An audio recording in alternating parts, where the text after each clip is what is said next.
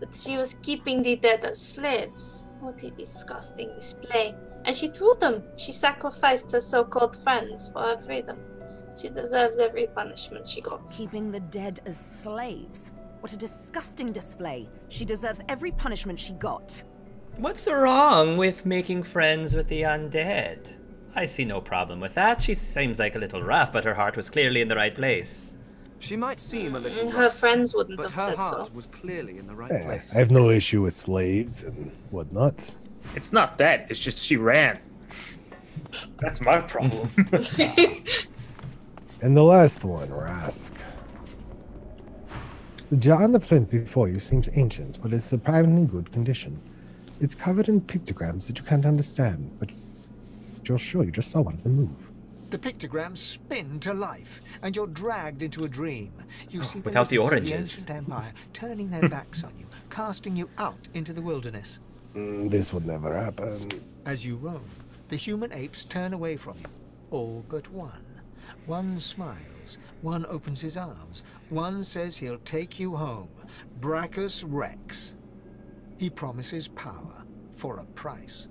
He picks off your golden scales, one by one, stripping you down to the bone. He promised you a crown, but all you got was shackles.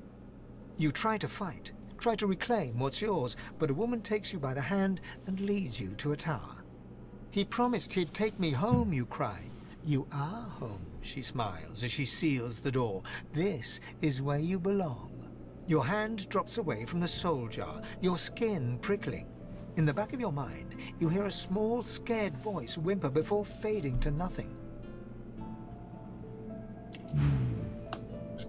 The long-dead lizard's visions fade. I'm not sure what he did. Someone clarify, what was this person's crime? I don't think he did commit any crime. No, they didn't state any crimes. It seems like he got thrown out of power by humans, and like he kind of wanted vengeance, and Brachus Rex offered him vengeance through power.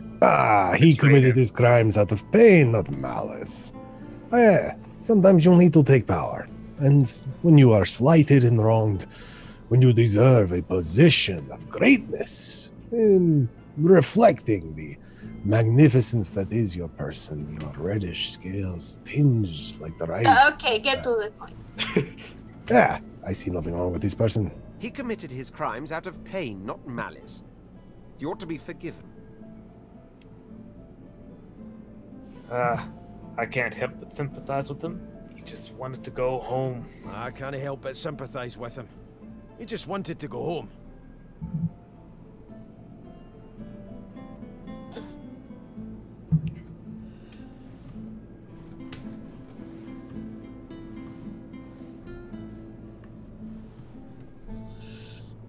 One can't help but have a little bit of sympathy, I suppose. Wouldn't want to return to their home. One can't help but have a bit of sympathy. Who wouldn't want to return to their home? I feel like we missed a key thing. In the end, he was brave enough to fight Brachus, so that counts for something. In the end, he was brave enough to fight Brachus. That counts for something. This is hard. You have to really dig deep into what your character thinks. Well, now I know if I was to suck out the souls from these jars, I know which one Fane would and would not. There's also, and I just picked it up, it didn't prompt anything, Necromancer Tamsin's Soul Jar, an ancient jar containing the ghastly shade of a soul. And, okay, so I threw it out, now it might trigger? Good find. Oops. Oh, let's put it on the pedestal. Oh, yeah. Oh. Tamsin comes back and he's like, why?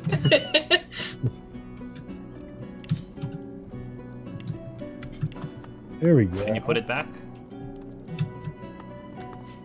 Now it prompts it. Right clicking. Were there other jars in the other pedestals? There weren't. That was on the ground. So now I put it on You there. see, or rather, you feel a far-off land. Frozen breath hangs in the air, pine needles brush your cheeks, and in your arms you can feel a weight. A body. Your vision swims. You're older, but perhaps not wiser. You march at the head of a shambling host, the enemies of Brachus Rex melting before you. The scene twists again. Now Brachus stands before you, a beautiful woman at his side. You lash out in treasonous rage, but cold arms bind you. You're sealed away in a tower. Your screams fill the darkness. You feel a jolt and open your eyes to see the soul jar before you, lying still in the vault. Your hand falls from the jar and grips the pillar as you try to calm your ragged breathing. I don't know what he did. The necromancer's memories fade to black, but the feelings remain. Another necromancer. Oh, he apparently. summoned an army of undead to fight Brachus. Gotcha. To stay consistent, I have no problem. I'd forgive this soul. Punishment must fit the crime. This doesn't. They may have been a necromancer, but they did not feel evil. Misguided, perhaps. They may have been a necromancer, but they did not feel evil. Misguided, perhaps. Perhaps.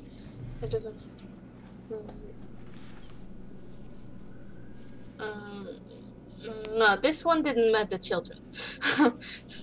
No one deserves the fear and pain I felt in that visit. Not even a necromancer. No one deserves the fear And they didn't run pain away. I felt in that vision. And there's nothing Not wrong even with a the necromancer. necromancers. Yeah.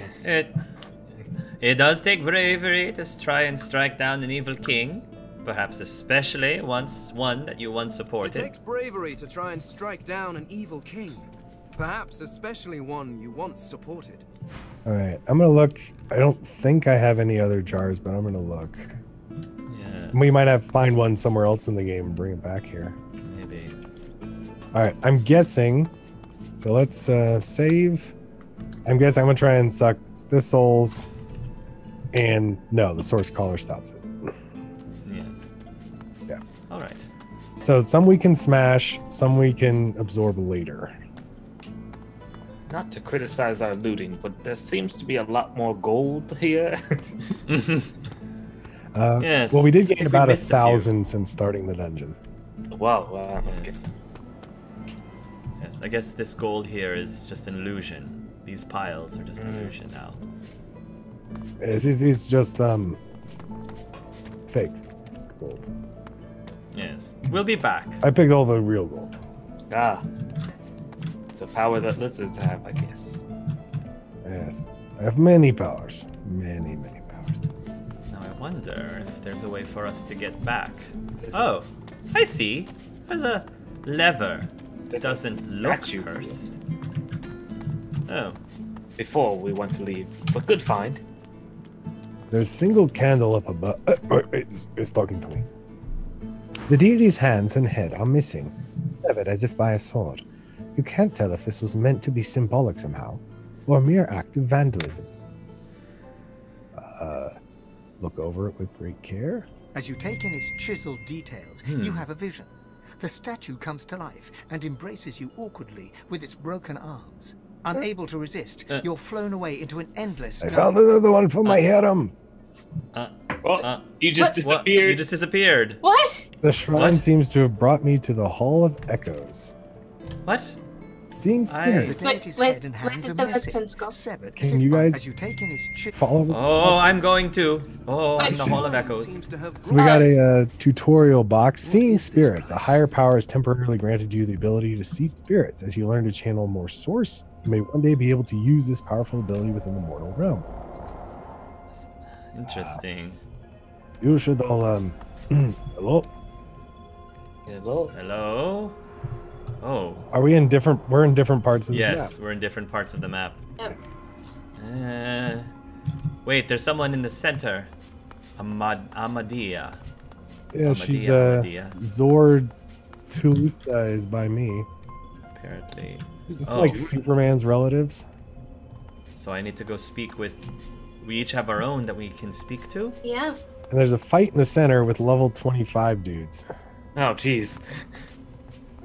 Alright, Who wants to go first? Because I can't, obviously, listen to yeah, anything why that don't you we, guys are why don't we talking go about. top to bottom on the character side? So starting with you then? Yeah, I'll start. Just read out loud what everything is being said. Zorl-Stissa. Amid the soundless air of this... Oh. Can you see it? I can click on you with my... I can click on you and listen to what you're saying, so nice. yeah. Amid the soulless air of this alien world, a phantom-like figure awaits you. Oh, it's a lizard lady. She too is a lizard, as you can tell. But there are telltale details in her features that conjure memories of incense and mantras. Can the other two click? Yeah, I'm listening. Okay. Yeah, I think we're all listening. The onyx eyes, 3-layered crown, and feathered shoulders. You recognize her from the statues that stand tall in desert sands. She is the goddess Zorl-Stissa, greatest of the 7. Red Prince, welcome be. May your words command the rivers. May your hands direct the winds. Fire of sun and rock of earth. May they serve you like faithful slaves. Absolutely. Red Prince, it is an honor. Can you say that loudly so my associates can hear that the goddess, the greatest of the 7, is To your surprise, the goddess sinks to her knees and bows before you in reverence. Yes. And I'm not there to scoff. Great goddess, I am thirsty. An offering of wine would be looked upon with favor. I have to do that. You accept devotion without question. Yes. That is good. Yes. She rises and considers you with deep... Affirm all my roleplay. Like one...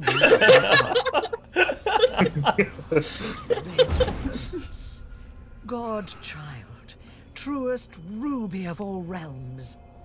Tell me, do you know why you are red? I am the spouse of the sun.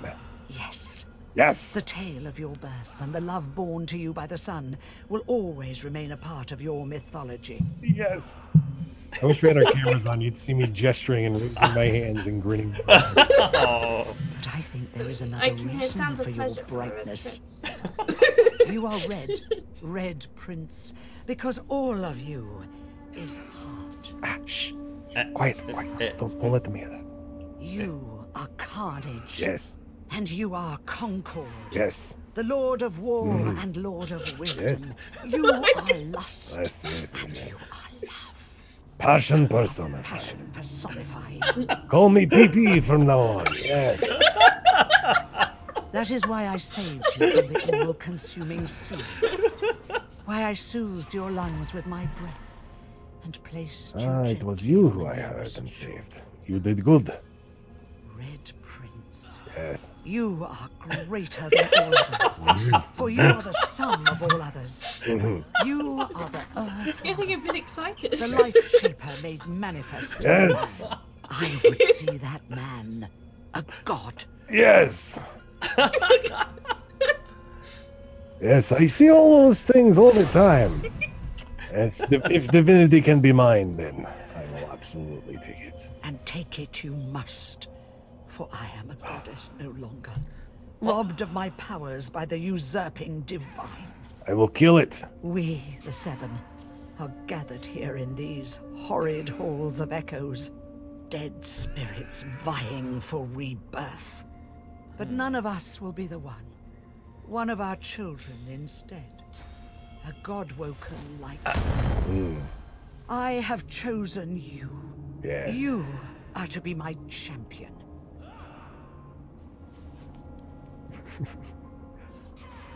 I am ready, of course.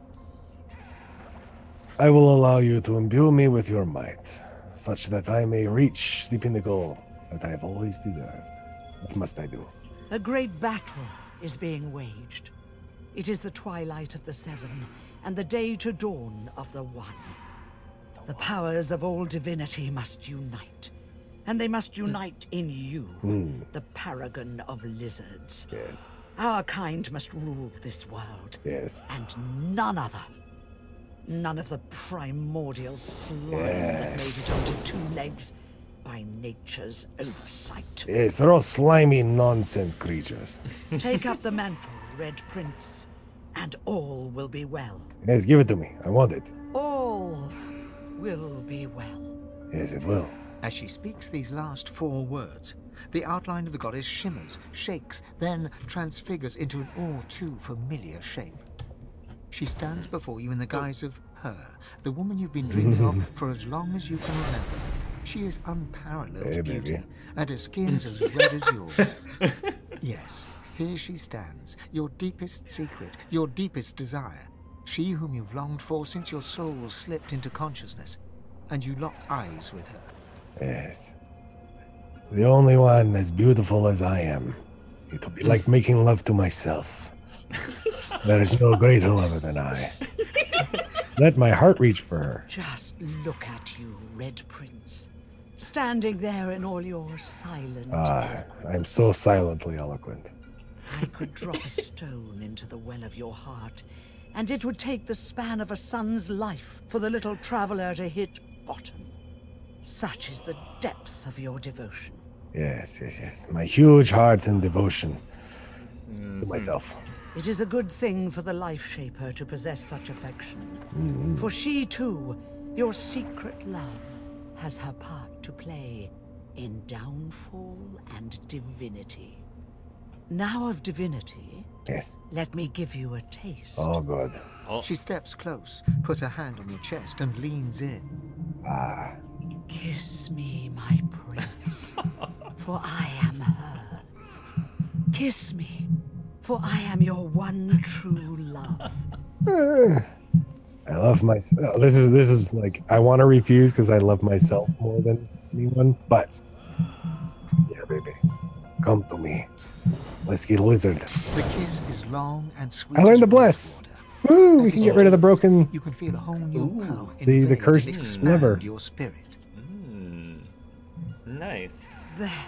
Yeah. It is Zorl-Stissa who is withdrawn from you in her own godly guise once more. Your magic is uncanny. You tasted the same as she of dreams. I was her, just like I said. But the blessing I gave you, that was all me. Cherish this purest of pearls I have given you. A droplet of untainted source, and a promise of things to come. I blessed the very water beneath your feet. Now you may wield that power for yourself. So take it with you, back to our beautiful world. There, use it to make that world yours. Absolutely. Before I let you go, though, there is one more matter we must touch upon. You are traveling with company, yes? Yes, they are a bit inconvenient, especially the little elf. But necessity has forced companions upon me. You have many dangers to brave, and they can help you do so. But never forget what they truly are. Rivals. Not much of rivals. They are God-woken too, and may be courted by the lesser six. But you will be a god, none other. Yes. Smile at your fellow wanderers, but ready your knife. It is ready. For its time will come. So, now we must part, with fire in your soul and resolve in your mind. We'll meet again, Red Prince. Always will I walk beside you. The goddess steps back and waves, the warmth of her lips still lingering on yours. Then, sudden light and lightning, and you are gone. Oh. Interesting. Does that mean you can't... Can you go back through the statue again? No. Oh, no. That means you can't... Okay. I'm listening. Or maybe I gotta watch your... I guess each of us will miss... Yeah. I guess I should go last, just so I can record it. So... I accidentally clicked mine, so I missed, like, all of that, but... Oh. And, like, I couldn't exit out, so... Oh, alright. Well, I guess we're listening to Beast then. I'm listening, and that was super hot and fantastic roleplay, and this game just kicked it up a huge notch. I could tell just by the way you guys were reacting. Well, you'll watch this later and you'll find out what happened. Exactly. It was very entertaining. But anyway, I'm listening to you now. All right, I'll read the top one because for some reason it continued on when I tried to like click away, so I missed the first part. Alright, let's see who Beast gets to make out with. A dwarf you've never met stands within this otherworldly plane, and a voice you've never heard echoes in your mind. Marcus Miles, it intones, and you grasp your own head in familiar terror. You are lost in memory, treading upon the Isle of Mist's wispy sand once more. You sense something amid the fog, and it is behind you. But you whip your head backwards to see only grey. And now it is above you, but your eyes find only nothingness, the closest to void you have ever come. Duna? Marcus? You shake yourself from your sudden nightmare to find the unfamiliar dwarf still standing there. His face betrays both empathy and impatience with your mental flight to the recent past. You deserved better from your queen. So did the kingdom.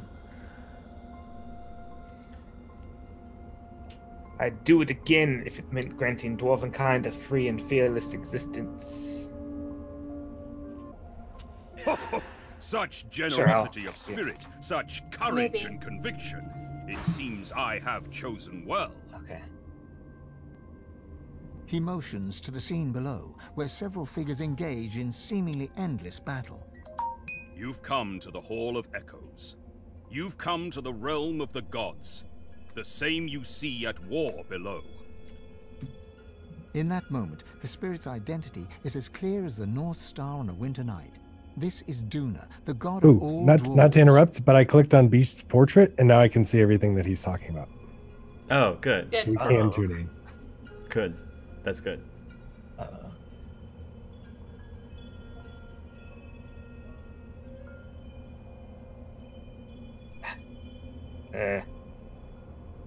Where have you been? The dwarfish empire has fallen to ruin. He nods in return. It is no secret that ours are a fallen people. The blame rests squarely on my shoulders. I have made mistakes. Logic holds that if the head is troubled, the body will suffer. But I have a solution. You. You are my Godwoken, my replacement.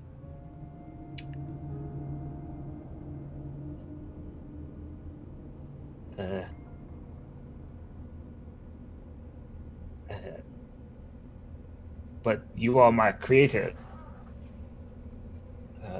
Your father, your god. I am. I was. But our kind are practical. We are fair. When a link in the chain is weak, we take action. You've been set on the path to divinity. You've awoken to this destiny, if you will. And you must see it done if the Dwarven Kingdom is to survive and thrive. You will be my champion, and given all you have already endured and sacrificed, I can think of none finer. You will be the one to protect our people. Let me show you. A tremendous power enters your body all at once, as though you dropped yourself suddenly into a pool of water. You are soaked through with energy, with light. Ooh, here's where he's gonna kiss you. You'll get to make out with someone. What sort of power is this? You may have noticed I have tried to help you on your journey. I blessed the water beneath your feet so that it would aid you. Now you have that power for yourself. And this is only the beginning. More and greater powers await you, if only you will seek them. All right. This is why I have chosen you. This is why I would not see the beast crushed by a kraken and swallowed by a tainted sea. Only you and others like you can wield this great power. Now the choice is yours. Will you use your new potential to raise Dwarvenkind to its deserved heights? Or will you squander it for your own selfish needs?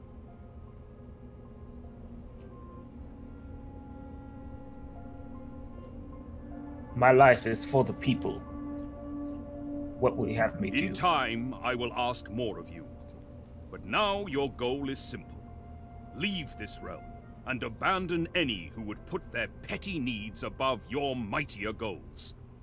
You are battling for the greatest of goods beyond even Dwarven freedom. Dwarven dominance. I like the sound of that. When facing peril, your survival matters above all else, even if it comes at your crew's expense.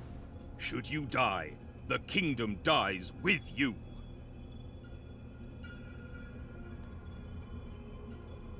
Hell yeah. Good. There is still much to say. Too much. For now, listen closely to what I say. You know full well I am not the only god. You have seen the great war being waged among us. Do not believe for a moment they are not seeking their own champions. Perhaps even from among your companions. What? Those guys? I guess, I mean, Sabiel's the only one. Maybe Fane, he's pretty strong. But the lizard guy, eh. Competition is inevitable, Marcus. Failure is not.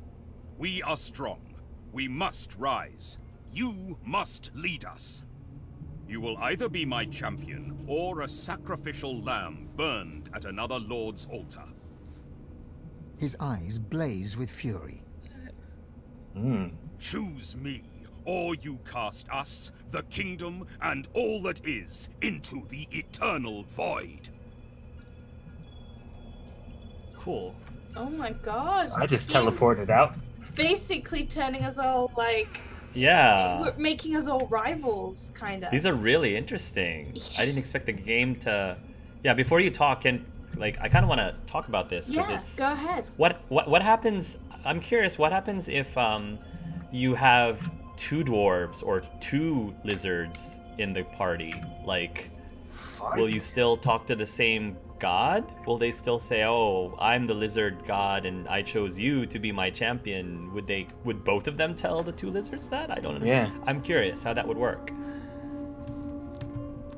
But no, it's really interesting that the way that they're talking to us individually, and I guess I don't know how necessarily other people play, but if you're playing so that, you know, you're not necessarily listening in on everybody else's conversation, then you would not necessarily know what's going on with each of these characters.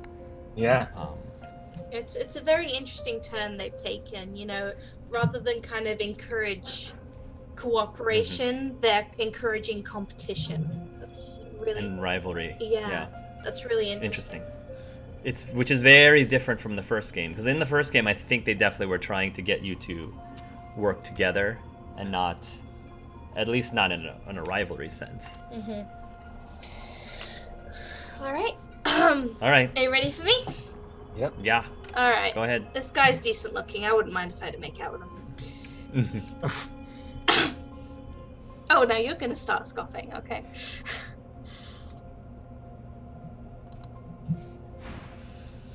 Amid the soundless air of this alien world, you see a wraith-like elf standing tall. He eyes you imperiously. So, you have found me. She who I plucked from the water as she sank and drowned, who I tossed onto the shore with seaweed in her hair, salt and sand upon her skin. I did not need your help. I would have survived anyway. Sabiel, the scarred one. The woman bearing the mark of infamy. You should be careful. Kneel before me. I don't do that for the prince. I am not doing that for you. Slave. This guy's taking a completely different approach than the other 2. I kneel before no one. Before no man. Ha! But before a god?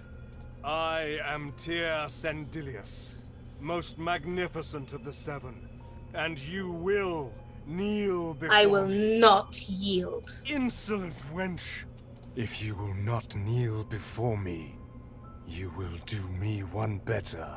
You feel an irresistible energy digging into your shoulders. 2 great claws that force you to the ground, bruising your knees. Get off me! I am your god. I will have your worship. No! I have you on your knees. By force, coward. Now, crawl to me and kiss my feet. Did the Red Prince hire you?